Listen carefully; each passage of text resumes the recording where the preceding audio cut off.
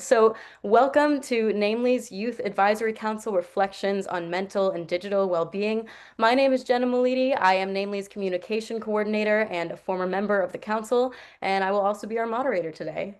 So, I am very excited to introduce you all to Maggie, Pranav, Khadija, Sadie, Lucia, and Flora, all members of NAMLE's 2025 Youth Advisory Council. So this is the second year of the council. It is made up of 8 of the country's youth leaders in media literacy education. These members have founded and led initiatives educating youth to combat disinformation. They have created AI consultories to give students a voice on AI usage in their schools. They are journalists who have work published in PBS NewsHour and Student Reporting Labs, in Teen Vogue, in KQED, and much more.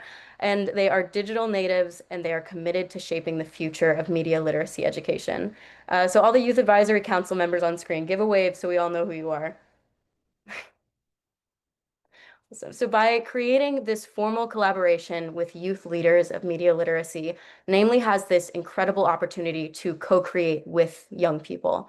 And that's what we're going to be showcasing today. This session will be a conversation followed by a Q&A. So please, at any point, just pop your questions into the chat or hold them until the end when it's time to unmute, and we'll make sure to answer them all.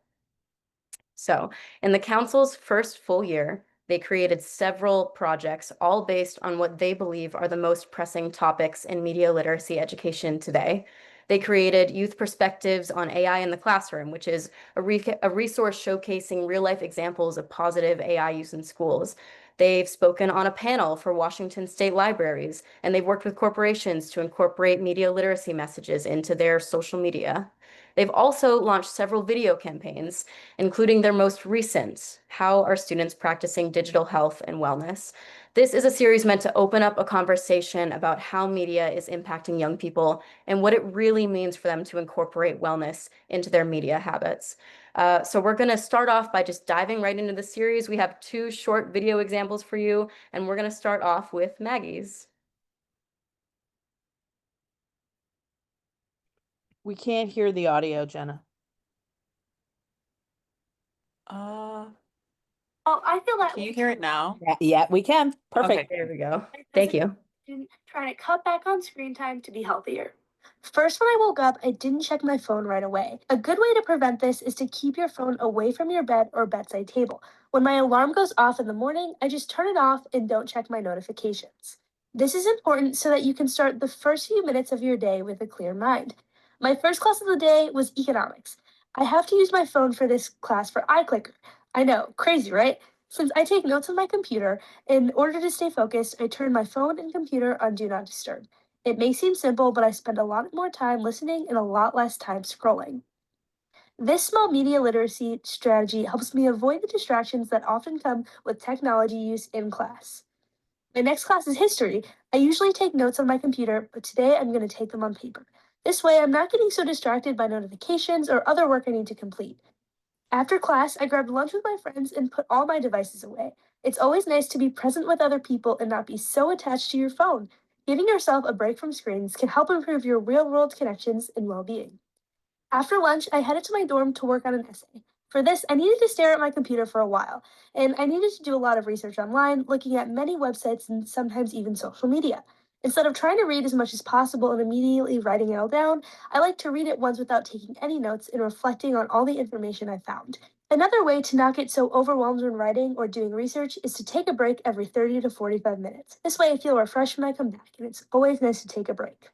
When I'm done with my work for the day, I just love chilling in my bed and watching TikTok. Sometimes I spend way too much time on there. To fix this, I set time limits on TikTok and Instagram so that I don't get carried away with my screen time. Once I'm done, I put my phone away from my bed so that I don't keep checking it all night. While it's important to know what's going on and keep up with the world around us, it's also really important to monitor our own digital wellness. Be conscious of when you should take breaks or change up your learning patterns.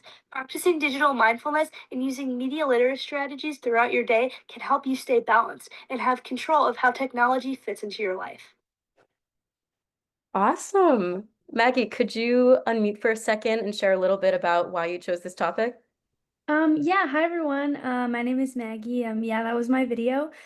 So I decided to choose this as my topic because I felt like both in high school and in college. Like I use both my computer and my phone like all the time, both for like school stuff and just for like other personal reasons. So I feel like being media literate, a lot of the like more obvious things we know about it is like being in touch with the news and keeping up with what's going on and all that sort of things, and knowing how to use your screens and navigate the internet in the right way. But I think a part of it that we don't really talk about that much in like digital wellness and media literacy is knowing when to put it away and to like limit it so that you're not feeling so overwhelmed.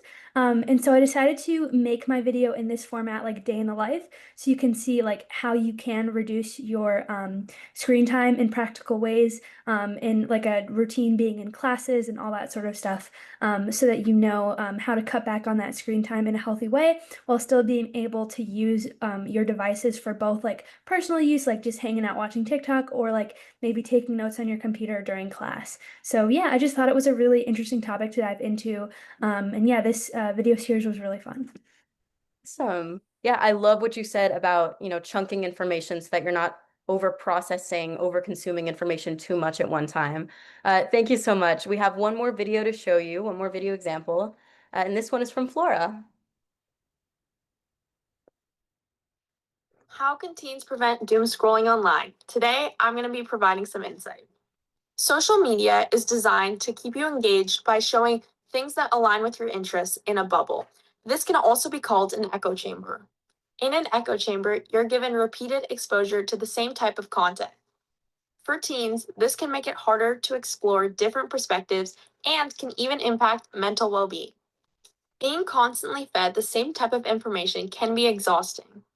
It can shape your emotions and your self-esteem. That's why taking control of your feed by removing and escaping from echo chambers is so important for a digital detox. So, what is a digital detox? A digital detox is a period of time during which a person refrains from using electronic devices such as smartphones or computers, regarded as an opportunity to reduce stress or focus on social interaction in the physical world. How can this method help you analyze the content that you consume? While it may feel overwhelming at first, taking a step back to analyze your content is critical. You can then address how it impacts your mental health in the long run. It can help you reduce stress and give you a new perspective on how to tackle the information that you consume. After taking a break from social media, your feed may be stuck on the algorithm that you had prior, so a good trick is to make sure that you're following creators that are helpful and engaging. You also want to ensure that you're seeking out various perspectives so that way you can be informed. You'll be surprised about how quickly your feed changes. Now that you've seen how easy it is to fall in an echo chamber, you can try and seek out multiple perspectives when you're researching or when you're finding news sources. This will help you build stronger media literacy skills. Then, make it a habit to cross-reference whatever you see online. This will help you and allow you to get a complete picture of whatever news article you're reading. Thanks for watching, and I hope you try a digital detox. All right. Flora, could you talk a little bit about why you chose doom scrolling and digital detoxes? Yeah, hi, my name is Flora, and I chose this topic because at my high school, I had started an organization called Digital Truths, where we focused on combating mis and disinformation. So for me, um, what we saw through research and things like that and presentations was that people tend to be complacent when they are constantly watching media such as TikTok or Instagram Reels, which has an algorithm that, you kind of just continue watching without really considering where the source is coming from or what perspective this may be from. So, especially on TikTok and Instagram Reels, um, people continue to scroll without double checking what type of information they're consuming. So, with these tips of digital detoxes and things like that, you're kind of able to avoid the traps of falling complacent to misinformation. Okay, well, thank you so much to Flora and Maggie. If you guys want to watch the rest of this series, you can find them all on the Namely website through the link that we dropped in chat, and they're also all on Namely's YouTube, and you can see all of their reflections as well as the videos. But for now, we're going to get into the panel discussion section of this session. And I want to start off with something that every single one of you talked about in your videos, and it's that feeling of being overwhelmed and drained by your feeds. What do you struggle with the most when it comes to practicing digital wellness? I would say that I really struggle with like knowing when to put my phone down. Whether it's like I'm seeing political news or just like silly posts, I feel like it can be hard to know when to like take a break from all the media that I'm consuming. And I feel like it's also really easy for me to become overwhelmed when I'm interacting with a lot of different things. And with when you're looking at like Instagram Reels or TikTok, you're getting so much different information so quickly. It's not like you're just consuming one thing, but you're getting one video about one thing and the next video about the other thing. And it can also really shift in a lot of tones. Like something can be really silly and then something can be really serious about something big that just happened. So I feel like that can be really overwhelming. So I definitely say that I definitely struggle with that when it comes to practicing digital wellness. That like emotional whiplash, absolutely. To add on to that, like oftentimes I struggle with any like motivation or willingness while I'm on like TikTok, Snapchat, or even like using it for educational purposes. It's like for when I'm practicing my digital wellness. So my daily routine has includes many hours of like these apps like social media, TikTok and Snapchat. My screen time has been quite alarming recently, and I haven't really done anything to like stop it because on these, especially in summer, I find like I just don't want to put down my phone and go up and do something else that like would be more beneficial to my time. I'm trying to stop that. I've been going on walks and like reading my books a lot more, but also like in school a lot of the time it's easier to use Google's AI overview, which I am not very proud about, but after exhausting days with like 9 classes, all I want to do is find an easier option for my schoolwork. And unfortunately, I don't have the motivation to like actually do some of the research that I should be. Yeah, I totally get it. And I believe you when you say that you're trying to focus on reading books. You've got like a mountain of books behind you. You guys should check out Sadie's video. She reveals her screen time and then tries to do this experiment where she tries not to use her phone, and it was super interesting. But a lot of schools are really concerned about how this, weighs down on students and will also distract them and, take away from class time. And so a lot of schools have been implementing phone bans and other technology restrictions. And so as students, as people who are very directly impacted by these bans, what are your thoughts on schools implementing technology restrictions? Is restricting technology something that has worked for you? Is that something you've incorporated into your routine? I believe that in regards to schools banning phones and things along that, um, I think that technology is the future. So essentially just banning phones and things like that is not going to lead to successful future long-term habits related to technology. So I think that educating on responsible technology use in the long term will allow students to better understand how to use technology in a responsible and effective way, as opposed to just banning it so that people are limited to using it. Mhm.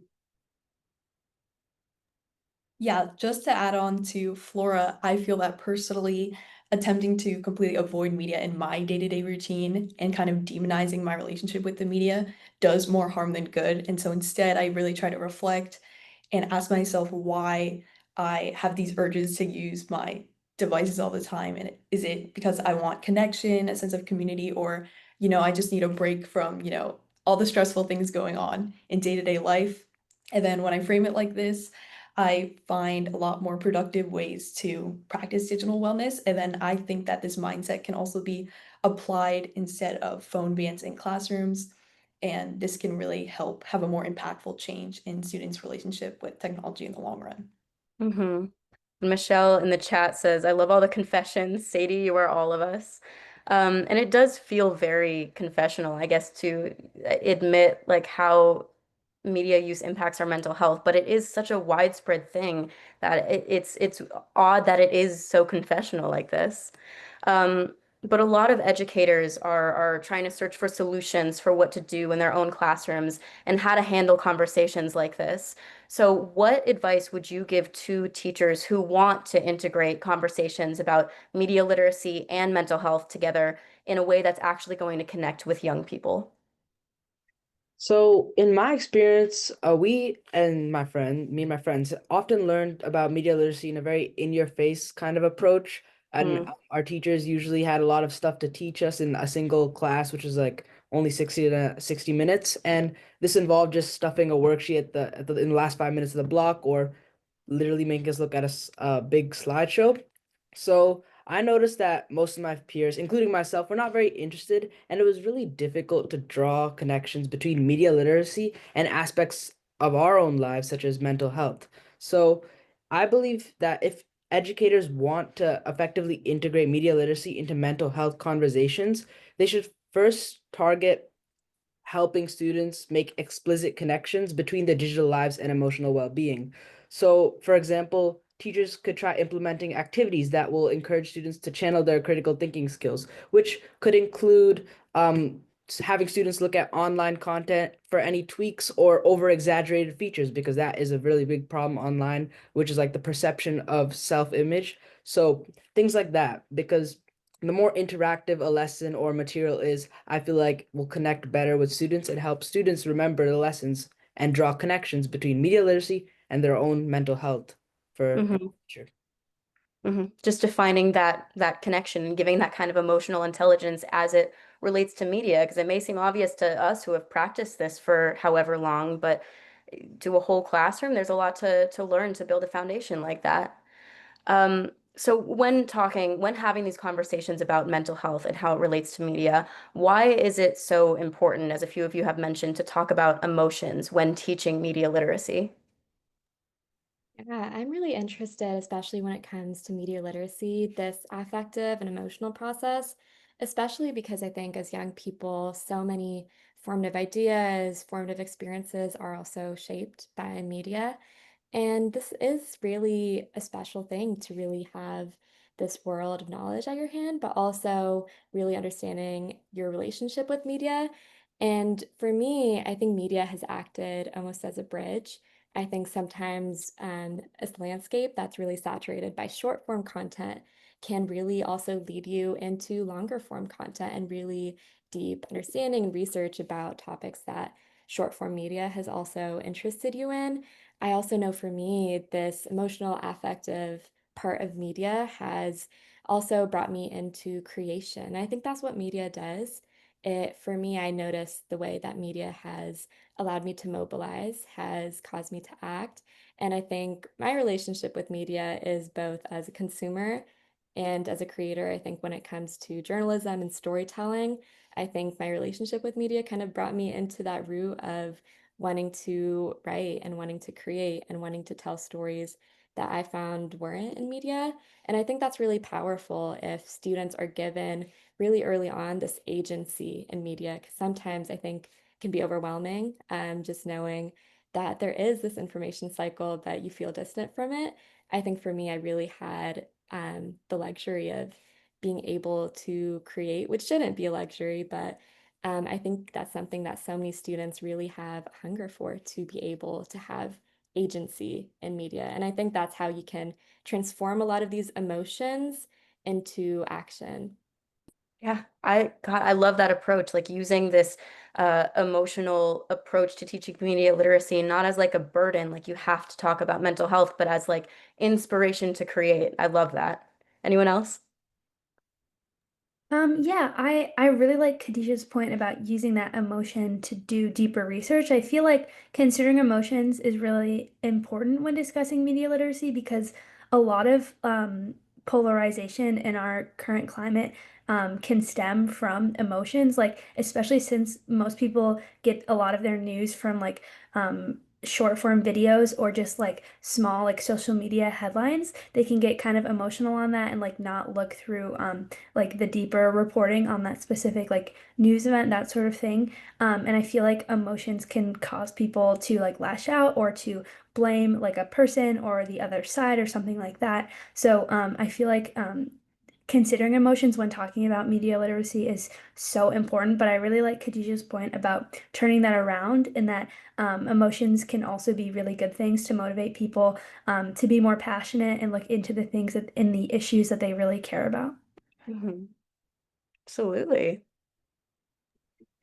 Yeah, just to, build off the last two speakers, I really think that emotions can really frame, and they do frame how everyone interacts with media and can really cloud judgment when trying to interpret and analyze these messages that we're exposed to, especially in such a polarized digital sphere, such as what Maggie was just mentioning.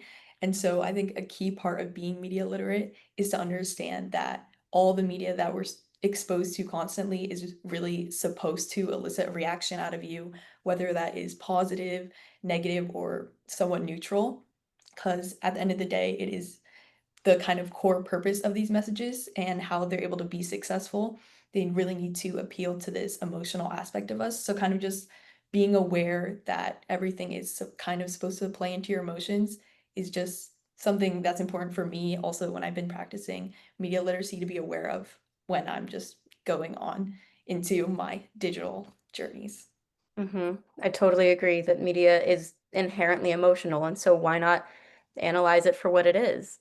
But a big problem that teachers are running into when trying to approach these media literacy, mental health, digital well-being conversations is they have such little time with these students, and they're in an environment where students aren't used to talking about this kind of thing. And so, how can teachers create a space, a safe space for students to talk openly about how media affects their mental well-being? Yeah, so for students to feel comfortable about talking about their social media experiences and how it affects their well-being, educators need to create spaces where students can critically examine social media, news, and online content in general, and learn about how it influences self-image, their stress levels, and perceptions of reality. And this can be done by encouraging students to ask questions and think critically about these types of media, such as asking, who made this? How does it make me feel? These types of things, though are simple on the surface level, can bring out some more deeper confessions and can open up to more meaningful conversations where students are able to openly talk about their experiences on social media. So that is one way, but it is also important to avoid framing social media as inherently harmful. I know a lot of teachers and parents sometimes villainize social media and kind of show it in a bad light, and that can kind of make it less of a safe space and would make students less open to talk about their social media experiences if educators, teachers might think really badly of certain types of social media. So I feel like talking about the good and the bad of social media and promoting a balanced view is key for students to be open to talking about their own experiences. And by doing this, they can gain tools to better manage their anxiety, resist like harmful comparisons online, and generally have a better relationship with the digital world. hmm Yeah, Justine said in the chat, this makes me think of something that Bell Hooks said, which I'll paraphrase. Our capacity to obtain news has expanded, but our capacity to empathize hasn't. Yeah, absolutely. Conversations about the emotional toll of all of this media consumption are definitely lacking. And so now, kind of switching gears a little bit, talking from students to other students. I know you showcase some of them in your video series, but what media literacy tips would you recommend to other young people? I would recommend people who are constant users of platforms like TikTok and other algorithm-based platforms should cross-reference the content that they see. Videos and posts may have misleading information or may not give the full context of the news. Ensuring that you're at least looking at the news-related platforms to have some sense of credibility and is the first step in combating misinformation and staying media literate.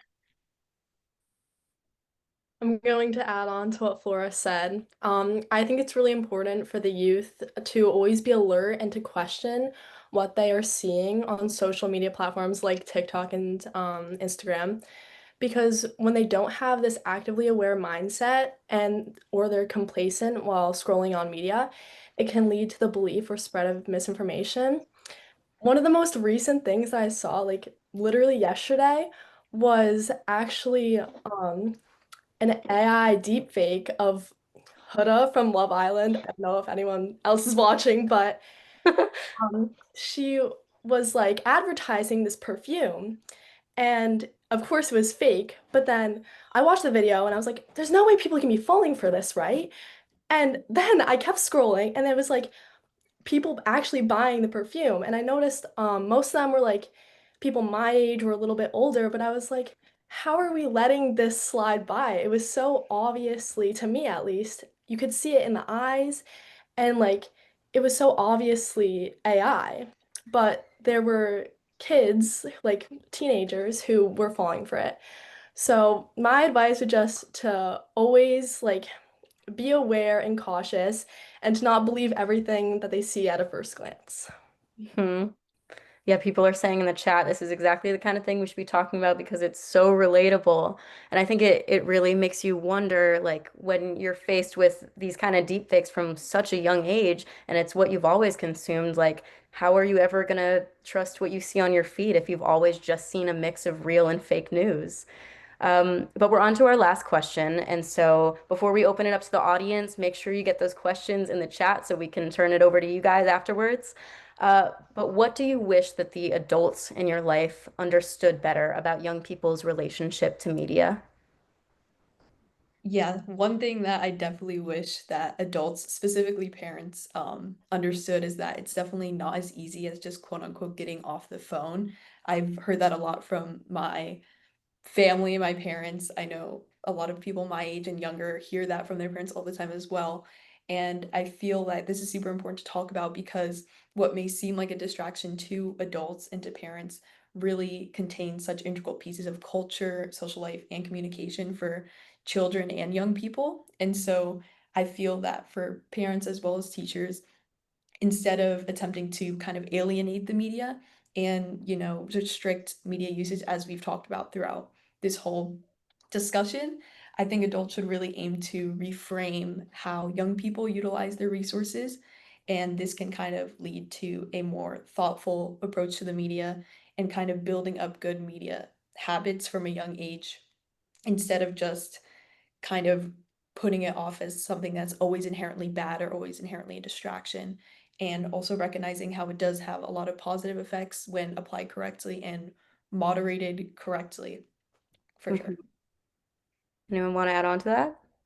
I really love that question because I think it brings us into this conversation about reimagination, which I think my biggest thing is really, there's ways that we can imagine otherwise. And I think in a changing world, a changing media landscape, it's okay to imagine otherwise, reimagine how we approach education, how we build these relationships, whether it be in the classroom, outside. So this can look like educating through a collaborative way, students and educators learning from one another, multimedia education. There's so much to really reimagine. I think that comes to mind, especially as someone who studies ethnic studies, especially a field that has come from student protest and demand. I think it's really powerful that there was this collaborative environment and there was this place where students and educators really built this field from the ground up. So I think that it's really applicable to so many fields. And I think in media, especially, there's so many ways to just reimagine. I think a lot of that can look like this collective process of learning. I think that's what this conference is about, really learning and reimagining in a collective. Awesome. And I saw Maggie, you said something in the chat. Did you want to add anything on to what Lucia or Khadijah was saying? Oh yeah, I just really liked Lucia's point about like I don't think the solution that like I think a lot of parents like Lucia said can offer up, oh like just take away the screens because there are a lot of like bad effects of kids being addicted to their phones and like social media and cyberbullying and all that sort of stuff. But at the same time, it's like you can't just fully take away people's screens because I know like I had friends growing up, if they didn't have like a phone, like some people just wouldn't have a phone, or like they weren't allowed to have social media. So they would get, they wouldn't be able to be included in like group chats, or like they wouldn't be able to see like viral TikTok trends or videos and stuff. And it's just that's the way our generation is. Like we are all consuming this stuff, and it's like if you don't watch a TV show that everyone's talking about, it's kind of like that. It's like they're going to be missing out on that like viral TikTok audio or memes or whatever, or things that like their peers and their friends are going to be talking about, and they just aren't able to talk about it because they're not like as online as their friends. And then it just like makes them sad and they're not as close with people. So I feel like you can't just like take away your phone, like your kid's phone. Like I think that there just needs to be definitely like limitations, and having a conversation like with your child about like how often you can use your phone, all that sort of stuff, how you use social media, how you go about it. But I would say like it's still important to have to like for your kid to still be online and all that stuff, and communicating with their friends like on their phone. So yeah. I see that Michelle says that she's leaving in the chat. Thank you for staying so long, Michelle. I also saw some nods from the council as Maggie was talking just there. Can you guys give some sort of nod or thumbs up or indication if what Maggie said was relatable to you? Yeah. All right, I see all the questions coming in the chat. Thank you so much. We're going to get to all of them. But right before we do, I just want to see if there was anything that somebody said in our questions thus far that you guys wanted to add on to. Okay, let's get started with the audience Q&A then.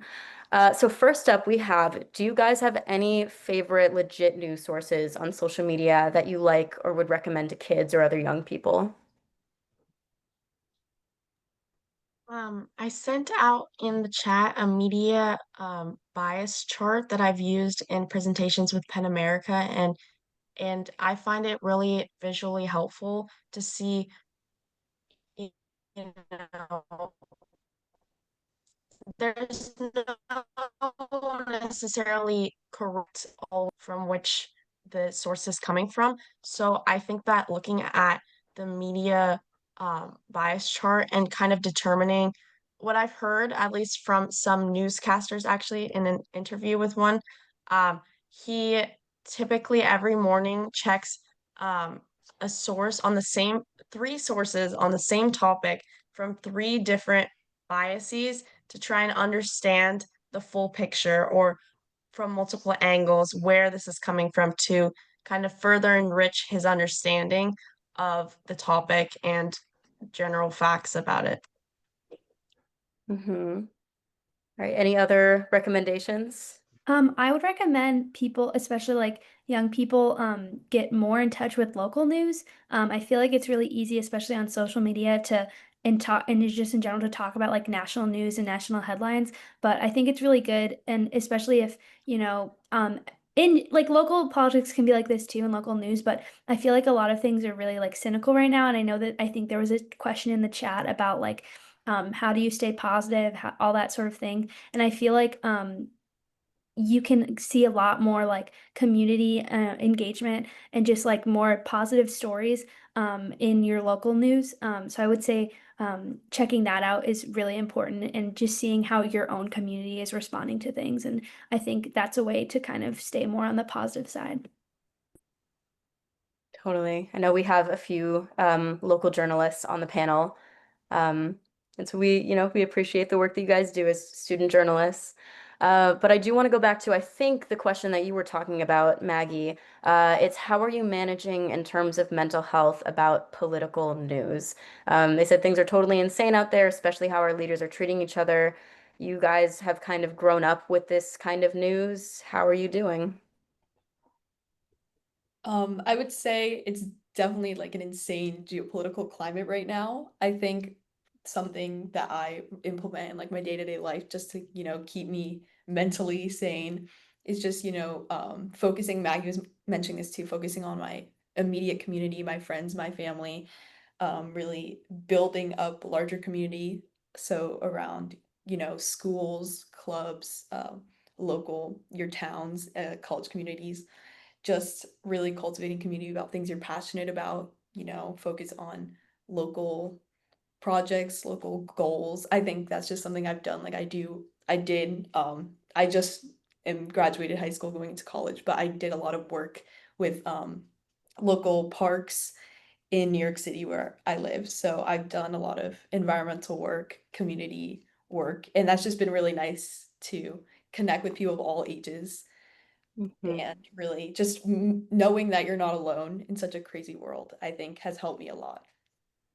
And Lucia, I do want to push you on that a little bit more because I'm curious, does staying grounded with your local community and really focusing on your own passions and the people in your community, does that cause you to turn away from like national news and bigger stories? I think that, like, as everyone mentioned, a balance is definitely important because I feel like I don't avoid the news at all. I think I check the news a lot. I mean, it's definitely disheartening to check the news nowadays, but just, consult the news just to stay informed, to know what's going on. I talk with family about things going on. I talk with friends about things going on all the time. So just keeping that balance, keep doing things that make me happy and grounded, but also really making sure I understand what's going on using, again, like everyone was kind of outlining sources that are good to consult for truthful media and truthful journalism. So I think that just keeping a balance, keeping your sources very unbiased is helpful. And speaking of sources, we have a question from Jennifer about the role of social media. She says, what is the role of social media companies to help with some of the challenges inherent in using screens and social media? What is their responsibility?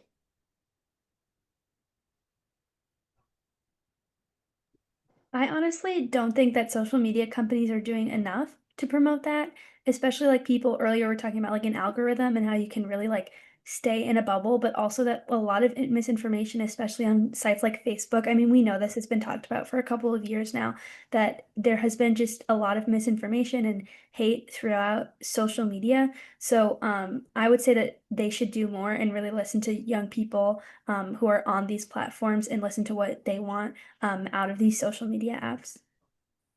Yeah, I agree. I feel like a lot of social media technology is really is designed to be addictive, and it's like the companies want to trap you in the app. They make the user interface really like smooth, as little clicks as possible. So a way they could make it more difficult for people like who want to stay on social media is like introducing some sort of friction. And even though it's like one or two more clicks to get on Insta Reels or TikTok, though that will give you like a little more time to ask yourself, do I really want to do this? I have like 10 assignments due tomorrow. Maybe I should work on those instead. So like instead of just making it really easy and accessible, they should make their own technology a little bit inaccessible in a way. So that is like a great way to like limit screen time and improve mental health as well. Yeah. Absolutely. It's a tough question. I don't know about the audience, but I just came from a session about children's privacy. They talked about an ongoing lawsuit with Meta about collecting children's information, um, and using it in ways that don't match up with their terms of service, allegedly. But we're going to move on to a question from Stephanie. She's talking about yesterday at the conference, a lot of people were talking about how young people are becoming cynical and that that attitude can have rippling effects about not trusting anything or anyone. And so Stephanie wants to know what's the best way to counterbalance cynicism in today's AI-driven world for young people. What do you guys think?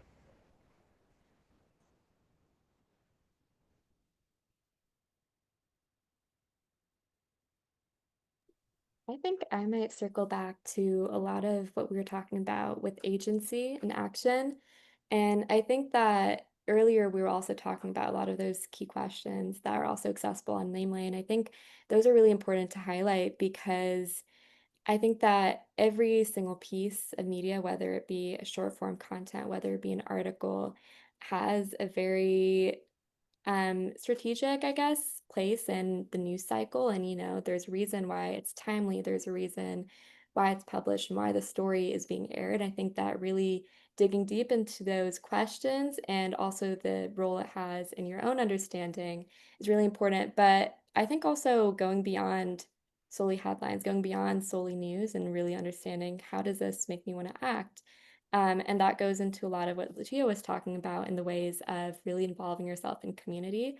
And I think that action, that mobilization is really the core of, of media literacy and really understanding the ways that this relationship between reading the news, consuming, but then also the ways that you act. I think that's incredibly important. And I think that understanding the ways that we can act in this current way and understanding that there is community who wants to act, who wants to be a part of whether it be media literacy, whether it be, involving yourself in activism, creation, in any type of storytelling. That's, I think, really the core of, why we are really engaging ourselves in stories. So that's why we read the news, really to understand the world around us and also engage with it. And I think that's also maybe what's being left out is that action part, and that action is really accessible to us. Awesome. Yeah, these are tough questions that people have spent a lot of time discussing. So thank you so much for that. Does anybody else want to add on to that?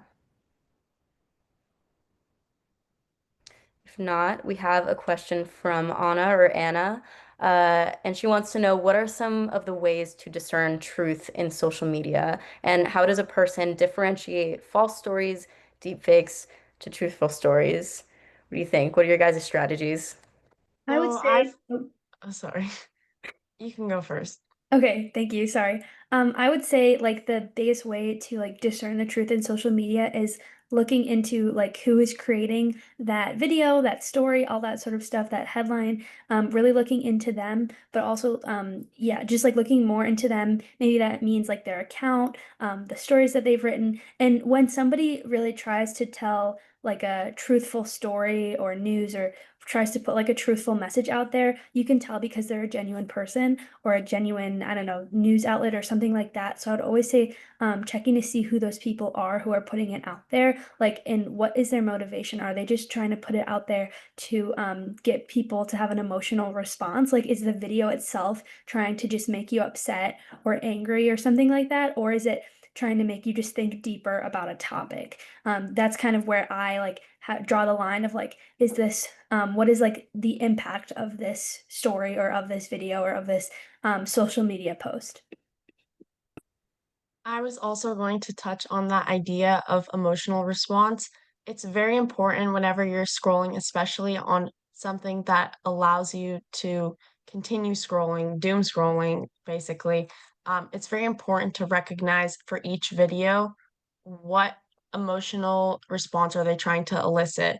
So it's also important to understand with these shorter video content platforms, such as YouTube and things like that.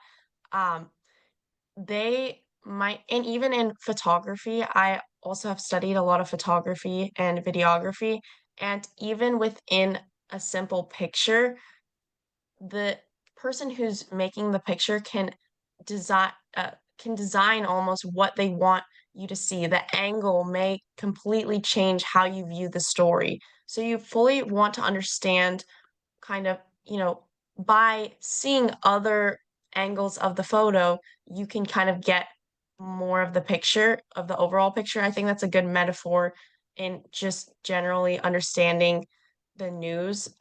You just really want to make sure that you, even if they have good intentions, people with good intentions always make mistakes and always might not understand their own inherent bias when, making a video or kind of showing some sort of media content.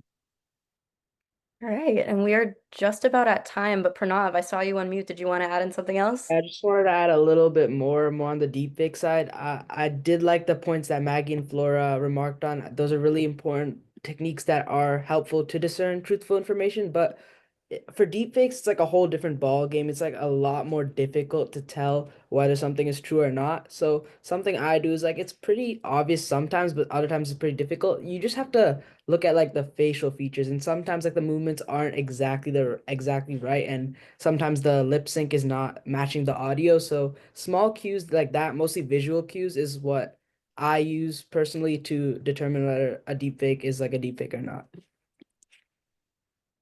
Go ahead, Sadie. I was wondering if I could add one more thing.